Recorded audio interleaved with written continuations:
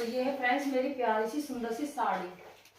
और तबीयत खराब होने की वजह से मैं बिल्कुल भी इस पे साड़ी ड्रेपिंग की वीडियो नहीं डाल पाई, लेकिन मैंने सोचा आज जब भी मैं साड़ी पहन रही हूँ तो ये मेरी जो है कलेक्शन की प्यारी सी सुंदर सी आजकल चल रहा है, तो ये मैं बनारसी वर्क में लेकर आई हूँ। तो जब भी मैं साड़ी डाल रही हूँ तो मैं आप सबके लिए भी उनकी डाल देती हूँ वीडियो, क्योंकि बहुत दिन हो गए मेरे चैनल पे वीडियो नहीं गई है।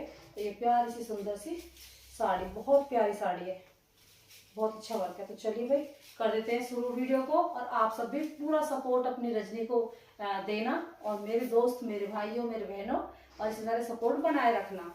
तो लाइक और शेयर और वीडियो को शेयर करते रहे फ्रेंड्स, और एक एक सपोर्ट, एक एक साथ इसी तरह बढ़ेगा तो मैं भी आगे बढ़ती रहूंगी। तो चलिए भाई